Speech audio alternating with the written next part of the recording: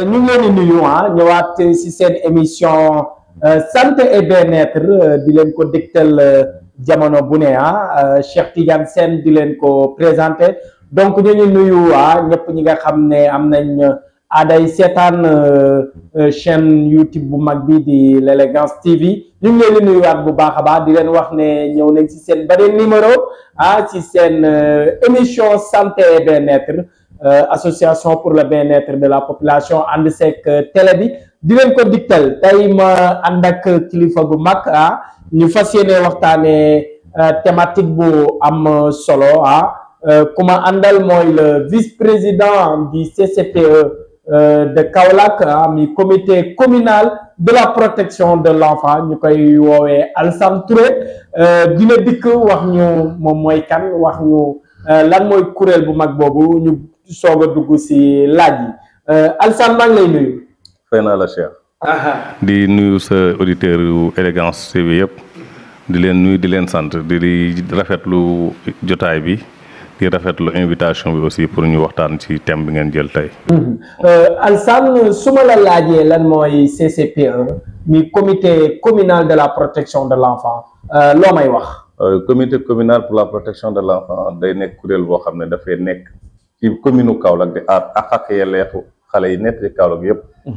donc mu ëmb 46 quartiers yi nekk ci Kaolack yëpp. donc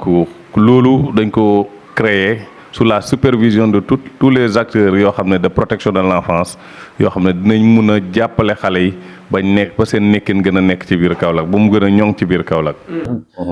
donc loolu mooy comité départemental. comité communal de la protection de l'enfant.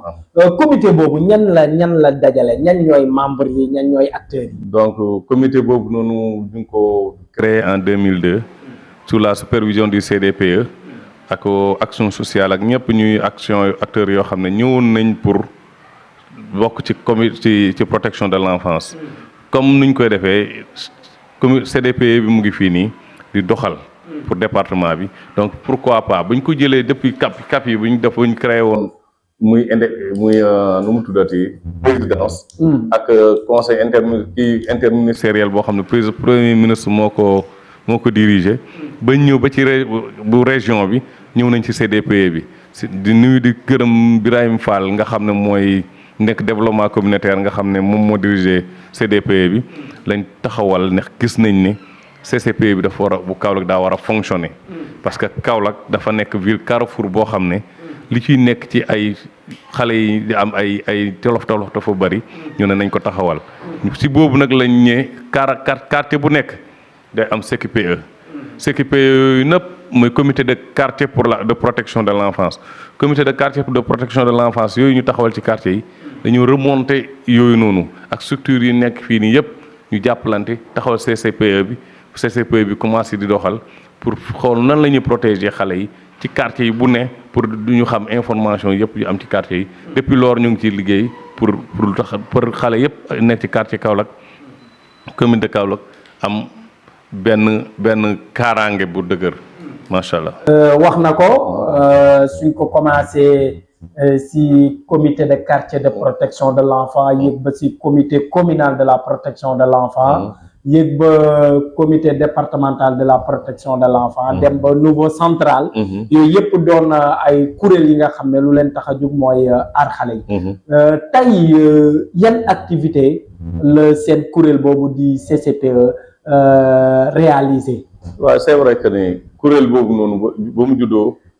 xam nañ ne problème majeur bi mooy nañ ko def nuñ def pour sensibiliser xale yi ak parents d'élèves yi ak parents yi pour ñu xam lan mooy kuréel bi lan mooy doxi lanam si loolu def nañ fi ay émission rajo yoo xamante ne fexe nañ tout pour kuréel bi mun a dox ñu ay partenaires yu am solo te jàppale ñu ci pour ñu mun a doxal loolu aussi permettre nañu ñu commencer ci biir base bi depuis CQPE yi pour am ay activités yoo xam ne nañ ko def muy surtout négligence bu am Kaolack mooy problème mu papier d'état civil yi réaliser nañ ci ay yu bëree yoo xamante ne fexe nañ ba Kaolack xale yu bëri am nañ ay extrait de naissance leneen li mooy def nañ ay chaque ouverture dinañ def ay caravane de sensibilisation pour préparer rentrée des classes bi mais aussi dinañ def suivi scolaire ak xale yoo xamante ne de temps en temps dinañ am ay jafe-jafe taalibe yi am problème dinañ leen doon accompagner ci côté sanitaire di dem ci daara yi di leen jox ay détergent ay madar et cetera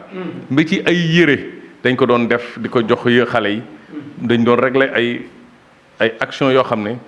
xale yi club d'enfants yi ñoom yu nekk ci CSP yi ñoom ñooy dem au niveau kër yi di wër di collecter ay yére pour mun koo jox taalibe yi pour ñoom ñu nekk ci seen jàmm loolu aussi nañ ko def mais xale yi aussi da nga nañu dem ba ci digg bi ñu oo la nuitamment ay xale yoo xam ne yenn yi sax ay ndongo daara lañ ay yoon fanaan naa hôpital ak ay ndongo daara yoo xam ne ñenn ñi dañoo xëy feebar bu méttee métti ba amuñ luñ fajoo ñu interpellé ñu ànd ak ñoom hôpital faj leen ñeneen ñi xaj moo leen di màtt Sénégal Kaolack dafa am ay chien errant yoo xam ne des fois xale yi duñ leen moytu lu baax yooyu yëpp dafa nekk ay activités yoo xamante ne CSP yi mu ngi koy def ñun tam ñu ngi liggéey en étroite collaboration ak parents yi ak surtout quartier yi de temps en temps am na xale yoo xam ne am nañ ay maltraitance yu ñuy am ci kër yi ay violence yoo xam ne li koy waral mooy violence conjugale yi am ci kër yi nit xale yi am ci ay soor yu bëri de temps en temps dinañ ciy dem di ci nit ñi ci jàppale waa AMO di jàppale ak yi ba récemment rek bu yàggul dara am na 2 jours yoo xam ne waa AMO ñëwoon nañ ñu jàpp ci ba jëli xale boobu nga xam ne dañ leen doon tëj ci ay kër ñu subir ay maltraitance donc ay bëri nay activités yi ñuy def yoo xamante ne day ñëw ci biir activité CSP yi. am na solo di leen fàttali ne yéen a ñuy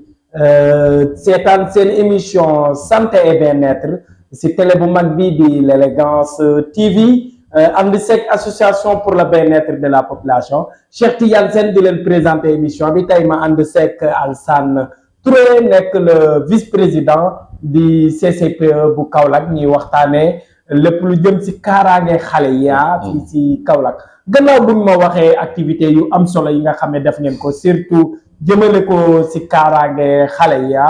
vraiment mu doon lu am solo tey ku ne xale xam ne vraiment tey seen situation doy na waar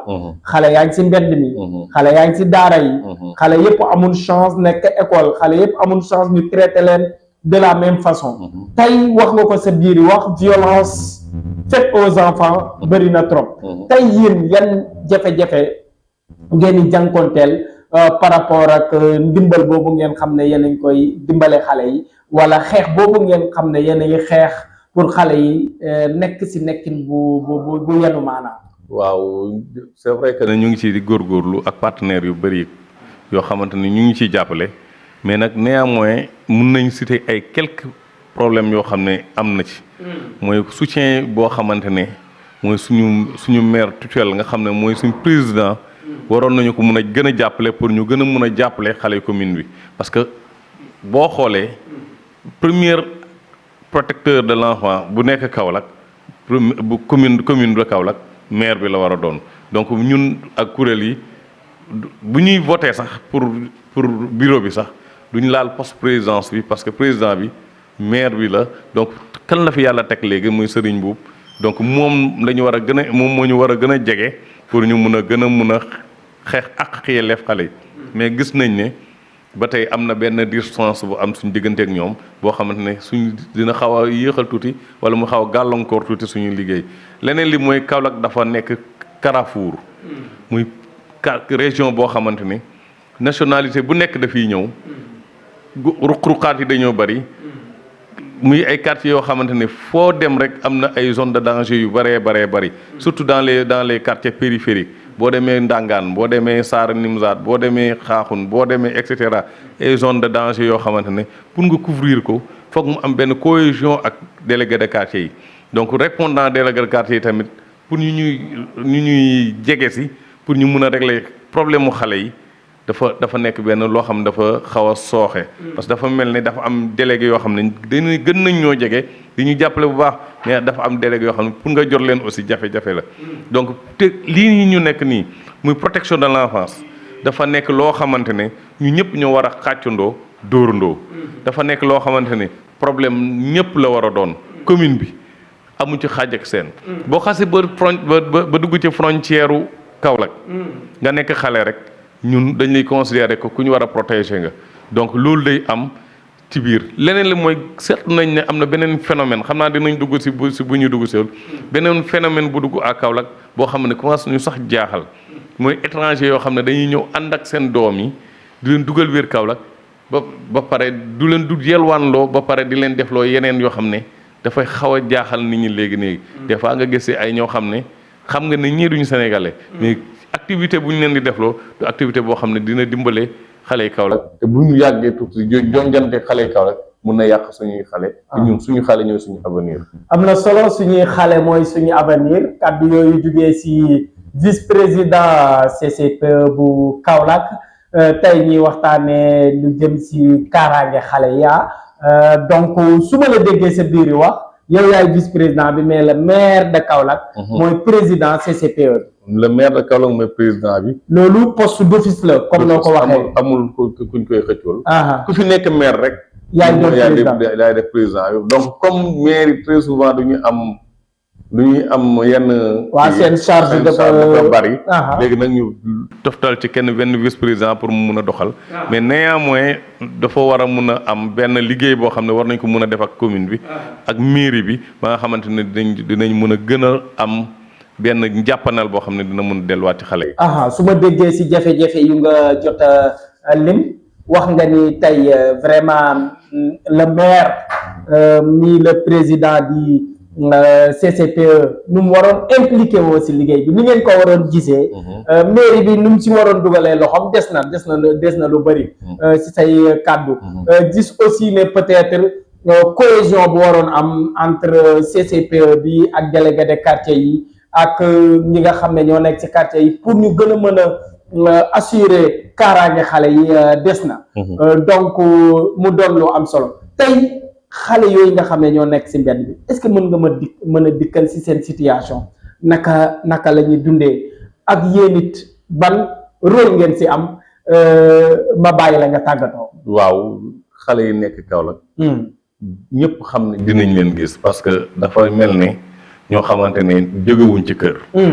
ci ay problème yoo xamante ne la ñuy nekk xale yi da nga leen di romb. du ñuy sol daal xale yi du ñuy watu du ñuy sangu du ñuy kii ci ay jafe-jafe yu métti la ñuy ne yoo xamante ne nit waroo ko toog di ko seetaan même boo bokk ci kuréel protection de l'enfance. waroo toog di ko seetaan te très souvent xale yu ci ëpp dafa mel ne ci ay kër la ñuy jógee même bu nekkee phénomène étranger yi ñu ngi ñëw. xale yu ci ëpp ci koñ bi la ñuy ne. at ba pare ñu leen di liggéey loo boo xamante ne demal marché xale boo xamante ne ay 7 ans lay am fajar lay ñëw di yenu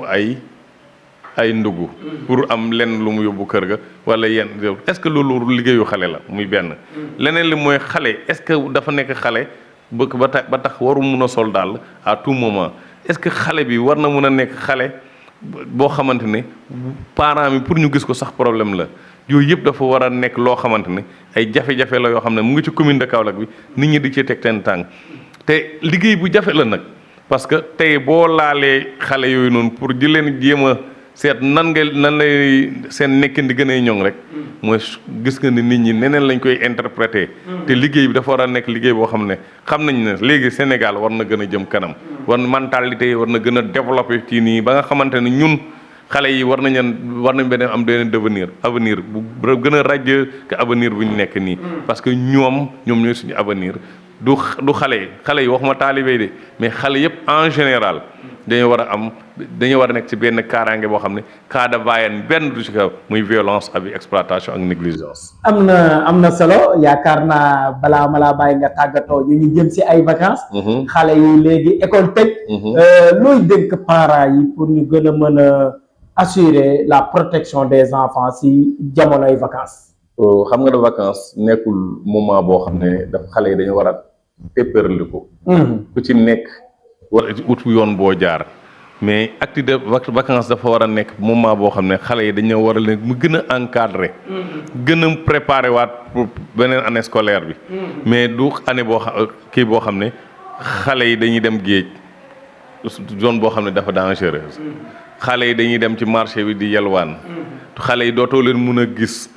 doo amatoo benn encadrement ci say doom alors que moment boobu la war a gën a visible ci say doom vigilance bi foofu la war a gën a yokkee ba nga xamante ne xale yi buñ dellusiwaatee ba war a delluwaat ci école bi dañ leen kii loolu moo waraloon man ak yow ak ñenn ci association yi ñu préparé woon benn activité boo xamante ni pendant les vacances wër nañu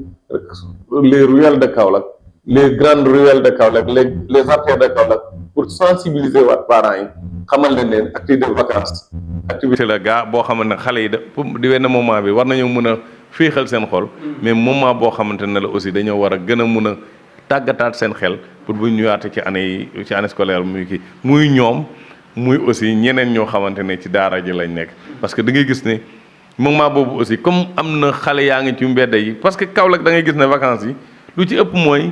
buñ ne vacances jot na rek mbedd boo génn doo mën a jàll sax ndax bëri xale samp nañ camp commencé nañ kajji boo yoree oto yaa leen di moytu boo yoree vélo yaa leen di moytu muy ay danger permanent yoo xam ne xale yi ñu ngi koy jànkonteel chaque jour donc loolu moo tax très souvent chaque fois bu ñu ñëwaatee ñu leen di fàttali ne xale yi dañ leen war a encadrer xale yi war nañoo màgg te duñ gaañu xale yi war nañu màgg duñ laago xale yi war nañoo màgg yóbbaale seen i xel macha allah xale yi ñooy aveniru tey ak ëllëg dañ leen a war a aar dañ leen a war a toppatoo mi kaddu Alassane Touré nekk vice-président CCPE bu Kaolack yaakaar naa Alassane dama lay bàyyi nga tàggoo abal place bi sa beneen naataango mi acteur moom it ci protection de l'enfant mu ñëw toog ma duggaat ak moom si yeneen laaj di kilifa si man waaw muy koo xamante ne wax dëgg fa yàlla bokk na ci ñi ma encadré ba mu mën a taxaw fii di waxtaan ak yéen di leen xamal ne ma je suis enseignant de profession je suis dans la commune de Kaolack depuis 2010 loolu de passage ma xamal leen ne donc man depuis 2004 laa commencé liggéey donc depuis 2004 ça fait plus de 20 ans maa ngi sphère xale yi donc muy les violences en milieu scolaire donc yooyu moo gën a tax ñu mun a jóg pour gën a xeexal xale yi donc bu ñu nekkee ne ñëw nañ nag invité ñu ci studio bu toll nii ci télé bu toll nii muy ligne boo xamante ne éditorial boo xam ne ñuy wax Élégance TV dinañ mun a gën a mun a wax parce que ay jeunes ñoo ko moom yoo xamante ne lépp lu seen mën-mën ak seen am-am mooy nan la xale yi Sénégal mën a nekkee ci jàmm surtout nag xale yi Kaolack man dama leen di sant di leen gërëm di gërëm ñëpp ñoo xam ne maa leen jiite ci CCP bi moo ñoo xamante ni genn wàll gi yëpp ñoo ma mag genn wàll gi yëpp ñoo ma ëpp xam-xam genn wàll gi yëpp ñoo ma gën a xam lu ñuy def mais nangul nañ ma ko ba ku ma ci waxoon ne tey demal defal ma lii dinañu dem donc muy yow muy Fatou Kiné Diassé muy Ibou muy ñeneen ak ñeneen ak 46 quartier délégué de quartier yoo xam ne ci suñuy tutelle lañ nekk ñu ngi leen di gërëm di leen sant di leen waxal ne xale yaa ngi noonu nañ defaat tout pour protéger leen ñu mën a màgg ci màgg ak jàmm. am na solo ñu gërëm ko bu baax a baax mu doonoon Alassane Touré doon vice-président CCPE damay dalal léegi ci kanam président CDPE ñu koy wax monsieur Birahim Fall nekk point focal institutionnel di CDPE moom it mu ñëw toog fii ma laaj ko lu jëmaat ci xale yi noonu lay demee. merci beaucoup jërëjëf. waaw ñu ñëw ci seen deuxième partie ma dalalaat fi beneen acteur de la protection. kii ma fi dalal nag ñu ngi koy woowee Birahim Fall nekk le point focal institutionnel du comité départemental de la protection de l'enfant bu Kaolack gannaaw bu CCPE wàccee ma dalal kilifa gi ma bàyyi ko mu présenté wu ñu soog a dugg ci waxtaan bi monsieur Fall maa ngi lay nuyu. waaw maa ngi lay fay Cheikh Tidiane di am mbégte lool di ñëw fii di compléter juste une émission, de participer. J'avoue que M. Touré, en tant que président du CCPE, déjà mon beau Hérek, mais il a insisté à ce que je vienne, ne serait-ce que prononcer quelques mots, surtout concernant le CDPE. Donc, moi, je suis Birahim Fall. Je suis le point focal institutionnel du comité départemental de protection des enfants de Kaolack. Mais il faut toujours que comité bobu départemental bi état bi moko samp pour ñu aar xalé yi ci gox goxaan yi surtout ci département yi mais également ci arrondissement yi fu ñuy waxee le comité de suivi des activités de protection des enfants nga xam ne foofu sous-préfet yi ñoo ko jiite mais également au niveau des communes chaque commune am na li ñuy wax le CCPE maanaam le comité communal de protection nga xam ne si gox-goxaan yooyu ak si communes yi également ce sont les maires ñoom ñoo jiite comité yooyu mais également comité yi communes yi également c'est la somme des villages et des quartiers donc chaque village am na le comité villageois de protection des enfants mais également certains quartiers également am nañu ce qu'on appelle le comité de quartier de protection des enfants pour ñu xam rek xale yi bu ñu leen di aar dañ leen di aar si néeg yu ñu dëkk yi si kër yi si quartier yi si village yi te la SNPE li ñuy wax la stratégie nationale de protection des enfants taxawal na ay dispositifs communautaires maanaam ay kuréel yoo xam ni dañuy nekk si département yi si arrondissement yi si communes yi si quartier yi mais également si village yi nga xam ni foofu kat dafay am ñoo xam ni c'est des leaders communautaires ñooñu également dugal seen loxo si la protection des enfants donc voilà préfet nag c'est lui le président du comité mais également am au niveau des ONG ak des organisations de la société civile ñoom tamit am nañu point focal ONG fii si Kaolack c'est SOS village d'enfants donc muy monsieur Salou Dramé muy directeur des programmes de SOS plus maintenant l'ensemble des services techniques mais également des organisations de la société civile ñoo composé ce qu'on appelle le CDPE. am na solo monsieur Fall ñu dalal ko fii ci seen émission santé et bien-être ci seen télé bu am solo bi di l'élégance TV Cheikh Tidiane Sène di leen ko présenté émission bi ñu ànd seek association pour le bien-être de la population ñuy waxtaanee tey lu jëm ci kaaraange xale yi sawar trop dalal fii ñaari acteurs yu mag yi donc monsieur Fall damay dugg ak yow ci thématique bi di prise en charge des enfants en situation de rue nga xam ne projet bu mag bu am solo bii ñu tuddee projet d'appui institutionnel du système de protection des enfants du Sénégal ànd seeg yéen tey soo ma dañ waxal situation xale yi fii ci diwaanu Kaolack ak tey projet bi ñëw appuyer CDPE bi pour ngeen def ay activités jëmale ko ci xale yi noo ma koy faral partie ba mu gën a leer ci xelu ñi ñuy seetaan. waaw xanaa di kontaan ci question bi parce que lii ñuy def nii avant projet bi CDPE yëpp ñoo ko doon def donc la situation des enfants à Kaolack d'abord situation des enfants qui sont dans la rue mooy situation yoo xam ne par exemple malheureusement Kaolack ni ko yàlla bindee la mu doon zone de transit nga xam ni képp koo xam ne da nga jóge Mali wala nga jóge Gambie wala nga jóge Guinée-Bissau wala nga jóge beneen diwaan Casamance Koungheul wala Kaffrine balaa ngay egg Dakar Kaolack ngay njëkk a wàcc ni ñoo zone de transit la nit ñi fii la ñuy wàcc bu ñu wàccee fii nag dañ fiy liggéey bu ñu liggéeyee am as tuut am xaalis ca loolu la ñuy jóge pour dugg oto dem Dakar donc boo xoolee tey jii da ngay dajanteeg ci guddi nga ji ay xale yoo xam ne dañuy fanaan si suufu camion te suufu camion yooyu xale yu bëri yu accidenté malheureusement camion bi xale yi dañuy sonn tëdd si suufu camion yi camion bi buy taal du yëg ne nit a ngi si suuf muy arrière rek fekk dëgg na xale yooyu dee ñu gis am nay xale yoo xam ne du jeex du xaaj si biir Kaolack daanaka olof sax dëgguñu ko mu leer nañ la xëy na ay xale yoo xam ne dañuy jóge yeneen i réew ay Gambie ay Mali ay Guinée-Bissau xale yooyu ñu tuur leen fii si Kaolack xale yooyu déjà amuñu fi ndey amuñu fi baay amuñu fi dal ci fan la ñuy nekk xale yooyu ñu ngi si marché yi foofu la ñuy fanaan xale yaa ngi station Baba Gueye ay 2 heures 3 heures du matin ngay gis ay xale yu ndaw xale yooyu également ñu ngi Pont Noiro si suufu pont bi xale yooyu ñu ngi tey ji boo demee guddi gi nga dem fii fu ñuy wax cœur de ville tu trouveras énormément d'enfants boo demee également au niveau des marchés garage Dakar xale yaa ngi fees del ci mbedd mi te xale yooyu malheureusement ni ñuy nekkee ci mbedd mi di fanaan ci mbedd mi accident yi ngay dégg yu bëri nit ñi di ci dee lu sëpp xale yi ñoo ci gën a loolu parce que dañuy dox ba sonn amatuñ fu ñu fanaan rek toog banku bu oto fële wala Jakarta fële day ñëw rek egg ci ñoom xale yooyu dee beneen bi également xale yooyu malheureusement xam nga nit dundam du lekk ak naan kese la soxla nit soxla nag kaaraange l'être humain a besoin de sécurité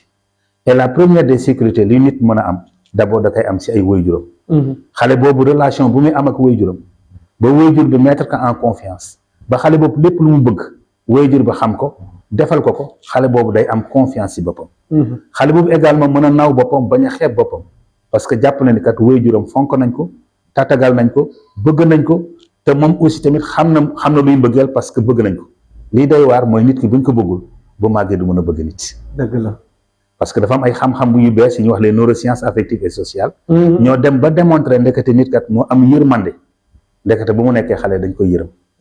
yërmande bu muy am di ko sentir si waajuram. ak ñi ñuy wax les figures d'attache ñi nga xam ne ñoo ko yar di ko toppatoo di prendre soin de lui xale boobu foofu lay jógee yërmande moo tax bu màggee da koy màggale ku mu gis mu nekk si torof torof dañ ko yërëm. xale boobu également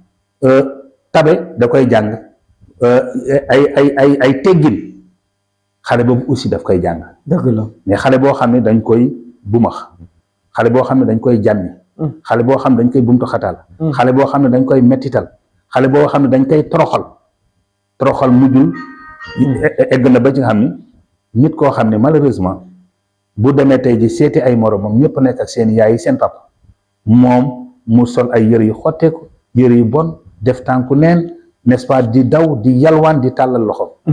ba nit ñi naan ko mbas xanaa yéen amu leen day amu leen bàyyi xale boobu naqar boobu muy màggal bu dee ba nekk mag ku xolam dëgër lay doon pour mu rey nit lu yomb la pour mu agresser lu yomb la am na yeneen xale à Kaolack da nga leen di fekk si booru baar yooyu ñuy nekk délinquant yooyu mandikat yooyu nga xam ne fa la ñuy nekk di mandi xale yooyu ñooñu la ñuy gis def leen royukaay commencé bu ñooñu desi leen butéel ñu commencé mandi xale yi commencé drogué wu xale yi commencé tux xale boo xam ne da nga commencé tux commencé drogué wu ñu lay toroxal di la puntu xataal di la jànni di la dóor di la sax egg seen kaw sax di sëyal xale yooyu c'est des enfants qui sont victimes souvent de violence sexuelle donc c'est buñ si jëlul matukaay ce sont ces enfants là bu ñu demee ba màgg ëllëg doon mag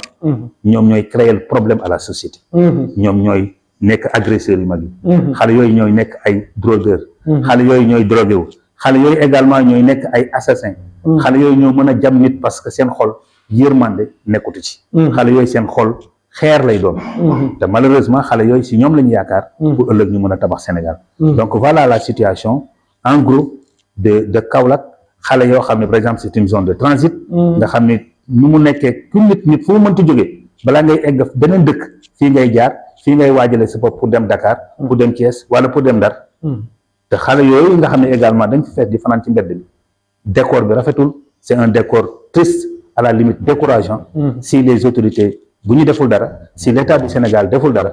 ñoom ëllëg ñuy yore état bi ñooy am donc c'est des problèmes parce que problème yi xale yi màggaale moom la ñu confronté dans la vie réelle. am na solo lu mu wax daw yaram muy situation bu alarmante muy situation bu catastrophique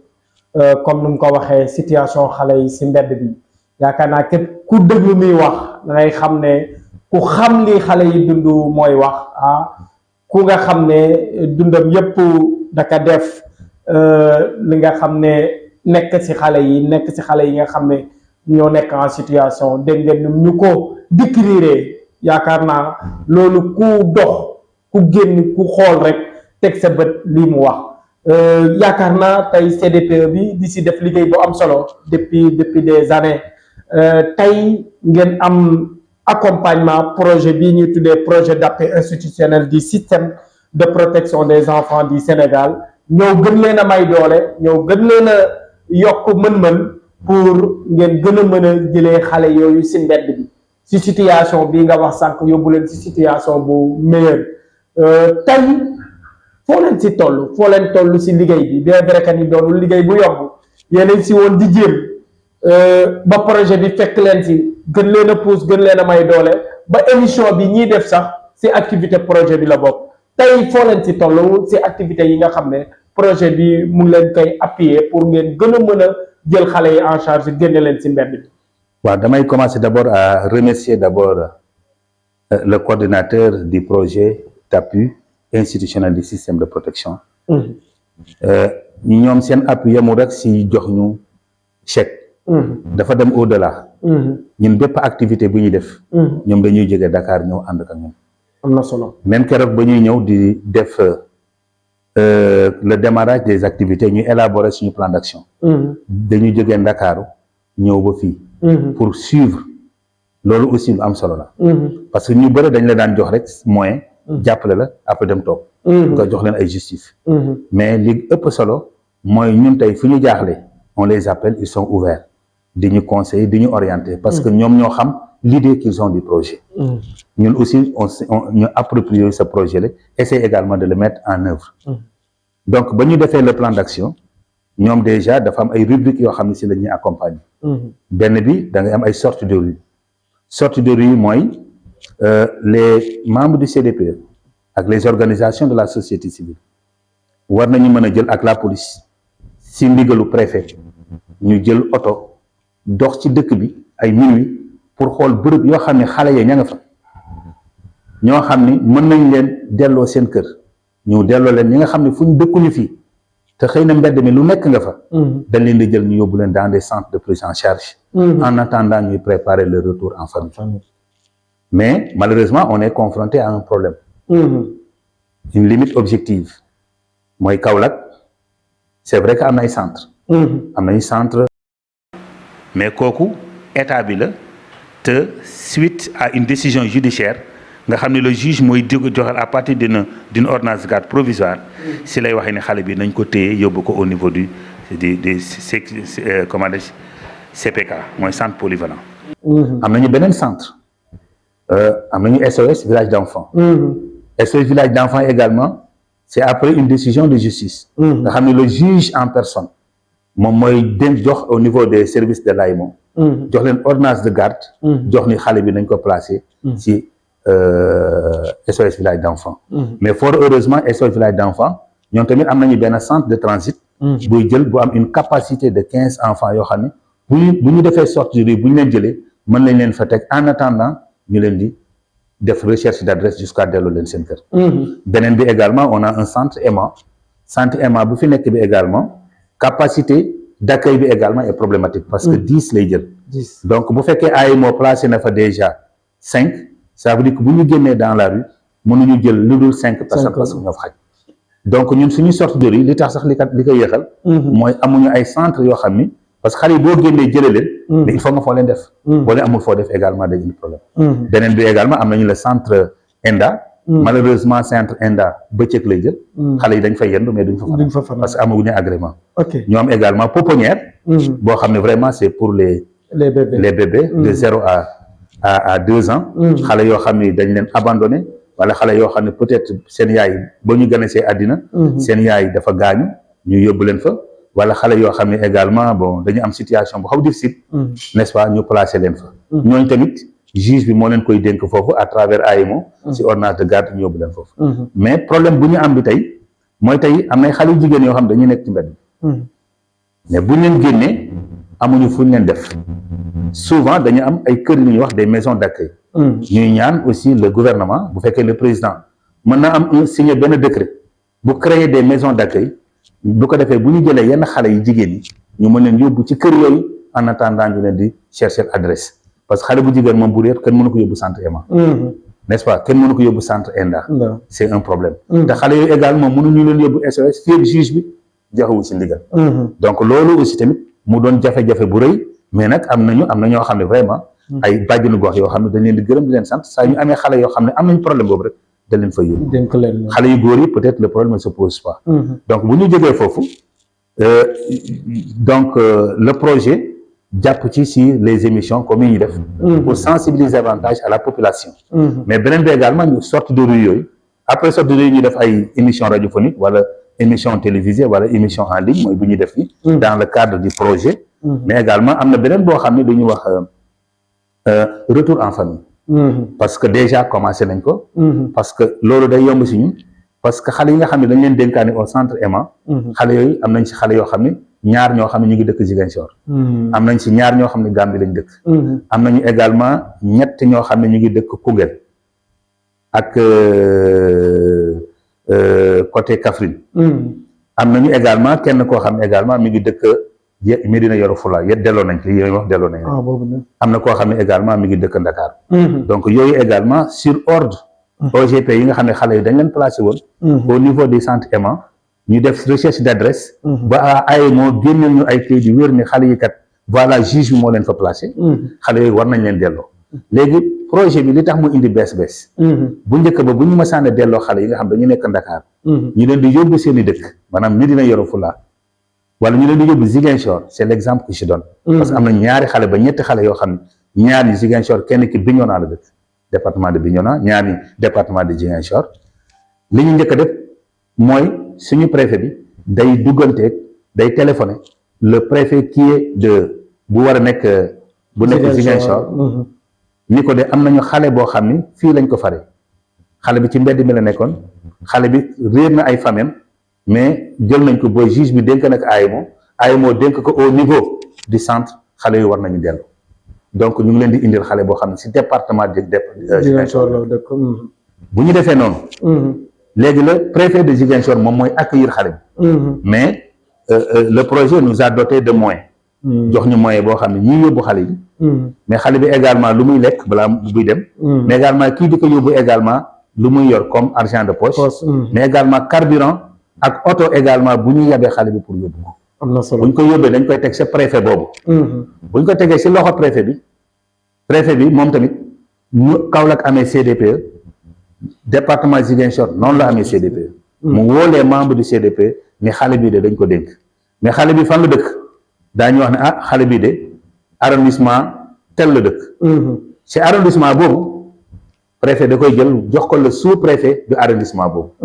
ni ko dénk nañ la xale boobu parce que arrondissement dafa am lu ñuy wax le comité de suivi des activités de protection xam sous-préfet bi nag woote parce que arrondissement mooy 3 ou bien 4 communes ou bien 5 communes mu woo tous les 5 communes ñi leen det am nañ xale boo xam ne jëlee nañ ko Kaolack mu jaar si préfet man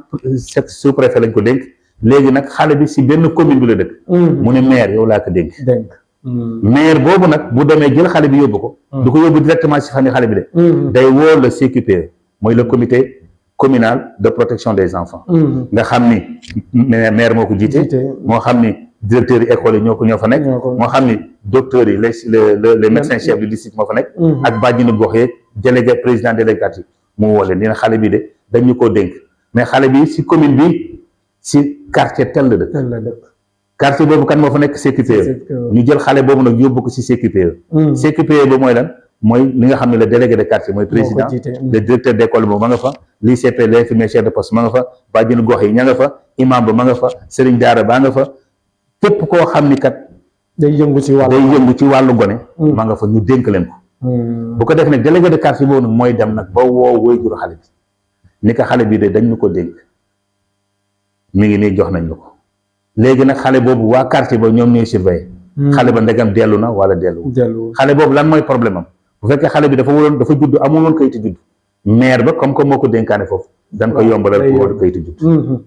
xale boobu fekkee dafa waroon jàngi directeur école bi moom mooy le secrétaire général du CQPE comité communal wala comité villageois de protection kooku dafay yomb ci moom mu dugal ko bu fekkee xale bi dafa feebar am problème de santé ICP bi moom mooy ñëw dugal ko école bu fekkee xale bi également am na problème ci famille bi ñoo néew doole ba amatuñu sax lu ñu yoree seen doom boobu comité boobu mooy également comité de ciblage maanaam bu ñuy toog di xool naka la ñuy may bourse de sécurité familiale xam nañu xale bi kat néew doole wuy juróom ni mu néewee doole moo tax ñu xale bi daw kon ñooñu daañ ko wutal bourse de sécurité familiale macha allah bu fekkee ni également xale boobu nag état bi am na yeneen ni mu teg li ñuy wax les filets sociaux bu fekkee tey ji xale bi kat dafa am problème santé daañu fexe ba wuy juróom ñu mën ko enrôler dans les comités de santé les couvertures sanitaires universelles couverture maladie universelle waaw couverture maladie universelle moom la tuddee woon mais léegi mu ngi tuddee couverture sanitaire universelle daañ ko dugal ba enrôler ko yombalal ko ba nga xam ne waajur yi daañ jël xale boobu prise en charge mais beneen bi également bu fekkee dañuy ciblé ñi nga xam ne kat dañu war a am bourse de sécurité familiale naka lañ koy def beneen bi également bu ñuy mayee comme ministère de la famille lu mu def nga xam ne c'est le programme Tabaski 2025 nga xam ne tey ji dañuy may dimbale famille ménage yoo xam dañuy néew doole xale boobu également buñ ko xamee mën nañu dimbale comme 35 000 francs yi nga xam ne daañ ko joxe ci fan yi xale boobu également daañu dimbale woy juróom état Sénégal dafa mës a ànd xale yi xool les bourses de sécurité familiale faut que ma leeral ko tuuti bourses yi c'est pas destiné au père ni à la mère les bourses sont destinées au ménage ñuy wax ménage xale yi moo tax parce que dafa am ñetti volets yoo xam ne moo tax bourse yi jóg. benn mooy toujours si aar xale xale bu fekkee dafa juddu amul kayitu juddu kenn déclaré wu ko dañuy sàkk si juróomi ñaari junni yooyu bourse yi si la ñuy sàkk pour wutal xale bi kayitu juddu. bu fekkee xale bi dafa waroon jàngi waajuram amul lu mu inscrire. dañuy sàkk si juróom-ñaari junni yooyu pour xale yi inscrire ko. mais bu fekkee xale bi day jàngi te buy jàngi du am lu mu ndékkee dañuy sàkk si juróom-ñaari junni yooyu. di ko jox bu fekkee xale bi dafa war a jàngi amul paas. dañuy war a si juróom-ñaari junni yooyu ñu jox moom la si pour xale bi la. bu fekkee ne xale bi tey ji dafa war a jàngi te amul kaye amul bic amul lu mu bindee dañuy sàkk si juróom-ñaari junni yooyu ñu jox ko. donc les bourses de sécurité familiale sont destinées aux enfants pour la prise en charge des enfants sur le plan sanitaire. bu fekkee xale bi dafa feebar wala fàtte nañ ko ñàkk sur lu ñuy wax les programmes élargis de vaccination si juróom-ñaari junni yooyu la ñuy sàkk. donc état civil la prise en charge sanitaire ak prise en charge dans l'éducation. mais nag léegi dañ koy joxe am na ñoo xam ne sax dégg naa dañ ciy tontine am na ñoo xam ne dañ ciy fayee courant am na ñoo xam ne dañ ciy jëndee ceeb am na ñoo xam ne dañ ciy fayee leneen te fekk ni c'est pas destiné looloo tax nit dañ ko bind si bourse de sécurité familiale ñu bindunoo ñaar wala ñetti nit ñenn ñi di fayu ñeneen ñi fayuñu ñu yaakaar ne xëy na politique la ça n'a rien à voir parce que bu fekkee ne yow da nga ñàkk rek taxul ñu jox la ko parce que bu fekkee da nga ñàkk te fekk amoo doom yoroo xale bourse boobu waroo ko am bourse boobu ñan ñoo ko war a am mooy ñoo xam ne dañuy néew doole ba pare am njaboot doom nag du rek doom bi nga jur bu fekkee ne yow même sax boobu mu sa am doom mais ñu dénk la ay gone yooyu nekk si sa waaw nga war leen dundal te amoo yow tey jii kat war nga am si bourse boobu moo tax bu ñuy def enrôlement bi dañ leen di laaj seen kayitu juddu xale yooyu cela veut dire que loolu aussi pour aar xale yi n'est-ce pas parce que xale yi ñoo jot magu ëllëg xale yi c'est l'avenir de demain xale yi tey jii ëllëg ñooy nekk président ñooy nekk yaay ñooy nekk maam ñooy nekk bàjjen ñooy nekk nijaay ñooy nekk papa xale yooyu ñooy nekk menuisier xale yooyu ñooy nekk président xale yooyu donc bu ñu sàgganee xale yooyu malheureusement ëllëgu Sénégal ëllëg bu lëndëm lay doon te malheureusement ñi nga xam ne ñooy war a nekk de véritables citoyens war a développer ce pays là cas bi situation bi buñ ko jubul xeexuñu ko dindi wuñ ko vraiment xam naa ne ëllëgu Sénégal dina lëm lool macha allah suñ sàgganee xale yi ëllëgu Sénégal ëllëg bu lëndëm lay doon mu doon kaddu monsieur Ibrahim Fall nekk point focal institutionnel du CDPE bu Kaolack ñu dañ waxtaanee lii di prise en charge des enfants en situation de rue gis ngeen nu mu ko faram-fàccee amul lenn lu ma siy dolli ñu dañ waxtaanee dans le cadre du projet d'appui institutionnel du système de protection des enfants au Sénégal du Sénégal mu doon projet bu am solo di accompagner CDP yi si naka lañ mën a taxawoo xale yi monsieur Fall yaakaar naa waxtaan bi leer na ñëwal nga ñu de bout en bout si lii nga xam ne mooy situation xale yi waaye tamit la prise en charge nuñ ko organiser ba nga xam ne xale bi suñ ko récupérer si mbedd bi ba koy delloo si ay waajuram circuit bi yëpp wax nga ñu ko tey ñu gis ne loolu yëpp am na solo dama lay bàyyi nga wax yan jafe-jafe ngeen am na yoo si jotal li mooy capacité centre d'accueil yi wala insuffisance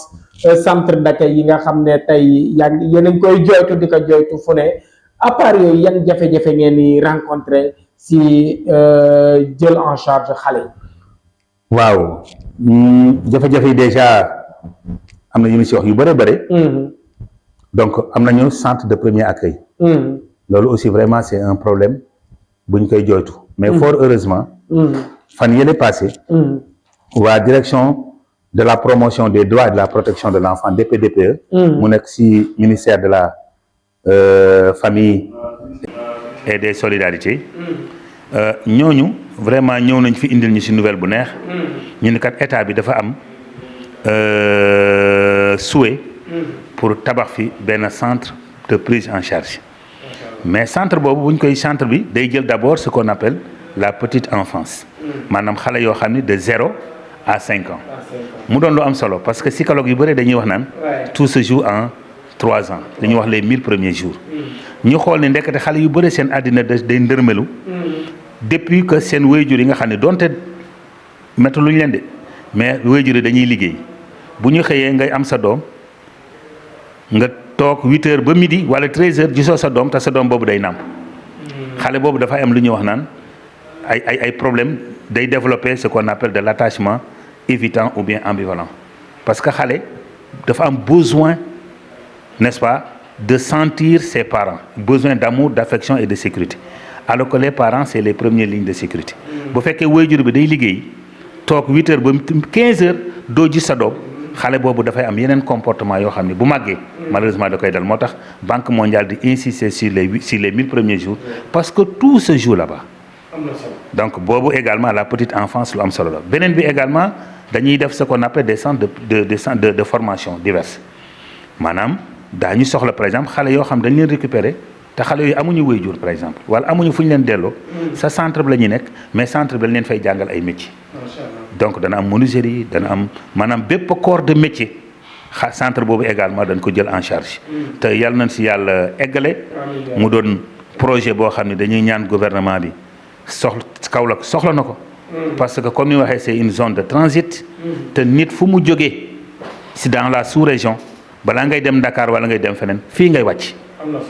n'est-ce pas donc comme fii la ñuy wàcc fii la ñuy defaroo fii la ñuy wutee fii la ñuy amee passe pour dem Kaolack ak Saint-Louis wala feneen ak feneen donc ñooñu également ñooy lor n'est-ce pas ñooñu vraiment mën nañ leen récupérer nos enfants mettre leen dans ces centres de prise en charge là beneen bi wax naa que c'est la prise en charge surtout des filles qui sont victimes de viol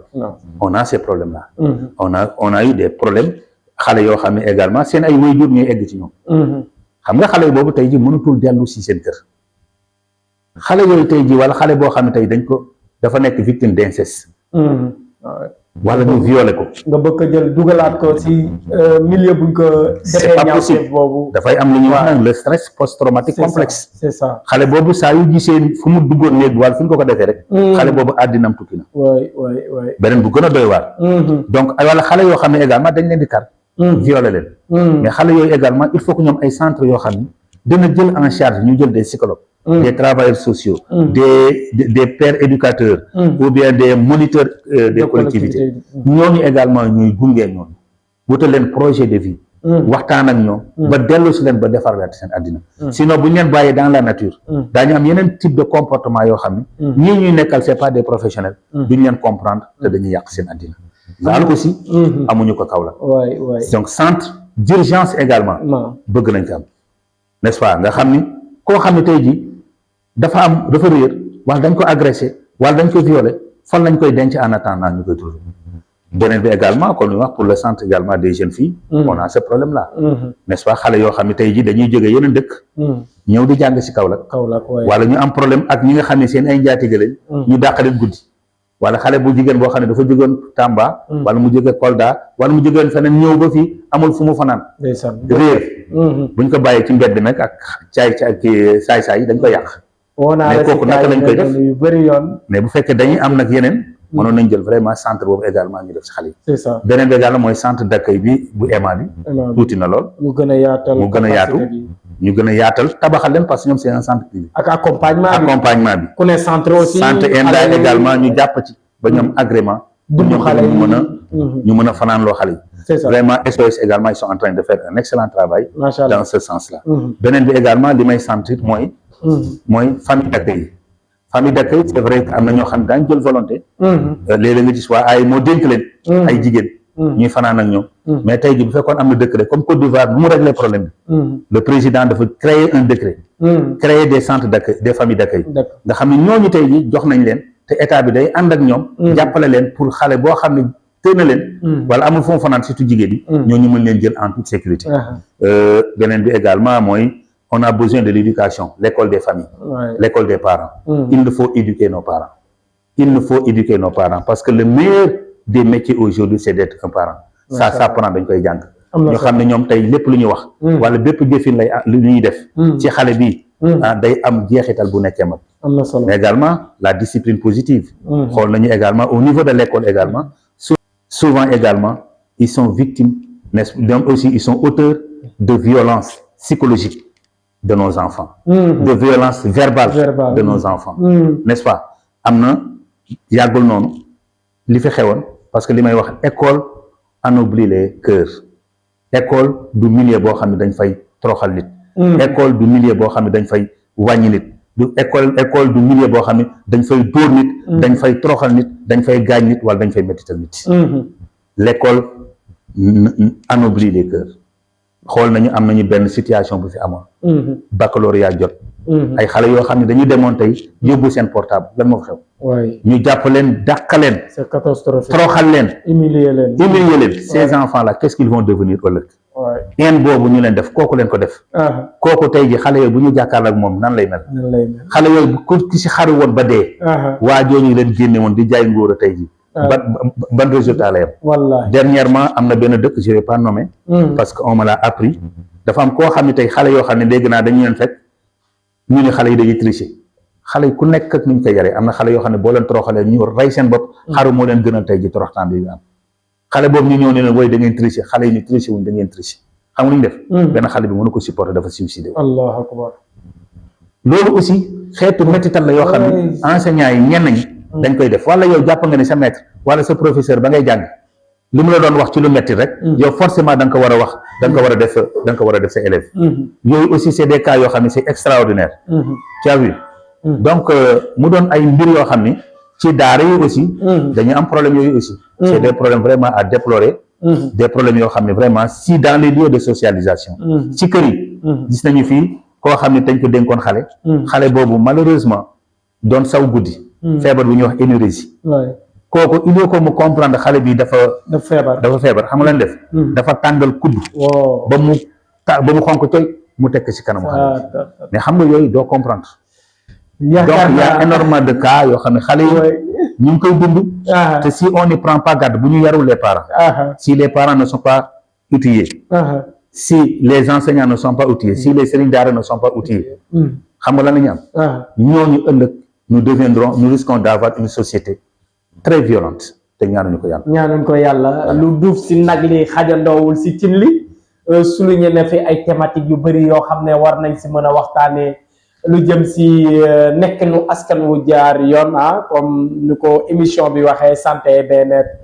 yaakaar naa fii la ñuy yemale émission tay bi di gërëm bu baax a baax ku nga xam ne moo njëkkoon toog ni monsieur Alassane Touré nekk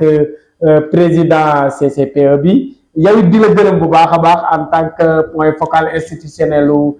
CDPE ñu dañ waxtaanee lii di prise en charge xale yi nga xam ne ñoo nekk si mbedd bi waxtaan bi gis ngeen nu mu demee am solo ma bàyyi la nga tàggatoo ñu yemale fi émission ba beneen yoon. voilà xanaa di la gërëm. di gërëm également. sama technicien yi seen technicien yi. di gërëm Touré. waaw di la gërëm yow tamit tu es très engagé. li may wax rek dafa am 4 engagements. engagement récréatif. maanaam yow tey ji jàpp nga ni lii jaaduwul. mais terewul la da ngay lekk di naan ça ne fait rien. am na ñoo engagement conditionnel. maanaam am na ñoo xam ne lii ñuy def pour xeex nekkinu xale yi ci mbedd bi. dañ ciy xaar dara moo tax ñu def ko. yow yàlla defaloo ko. am sa engagement inconditionnel. da nga jóg pour nekkinu askan bi mën a soppeeku si soppeeku bu gën te xaaroo ci dërëm xaaroo si ñaar dërëm. donc loolu aussi tam vraiment faut que ñu saluer ko. mais également bien-être.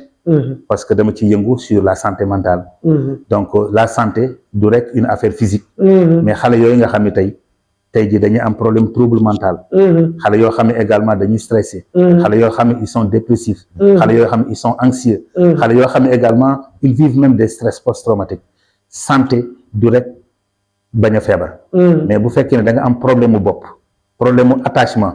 carence affective yooyu c'est des problèmes de santé. te buñ ko màggalee rek du baax donc lii ñuy xeex pourquoi ñuy xeex contre la violence parce que dañu bëgg ëllëg am société bu jag état bu jag nga xam ne kaso yi di fees. mais si rythme bii bu continuer. moo tax vraiment damay lancer un appel état du Sénégal nos nouvelles autorités ñu ngi si yoon bu baax ils sont dans une bonne trajectoire. fexe ba nga xam ne ils vont lutter contre la mendicité des adultes mais également des enfants. génne leen. ba pare fexe ba nga xam ne xale yooyu également daañu am une bonne formation. parce que buñ ko deful on risque on risque vraiment d'avoir des prisons remplies, n'est-ce pas? Alors que ñoom fii ñu teg seen tànk bu leen si kenn dindi dañ leen koy ñaan nous protecteurs. ñu xeex à ce que ñu am des enfants honnêtes des enfants justes des enfants yoo xam de futurs citoyens mais ñu fexe am une belle moisson d'honnêtes gens et de bons citoyens bu fekkee ni engagement bii ñu jël pour le retrait des enfants pour lutter contre la mendicité. Je pense que loolu rek c'est un résultat. Parce qu'un projet est là pour répondre à un besoin. Et le besoin d'un projet, c'est un changement de comportement. Donc, nous, ñaanal suñu autorités yi.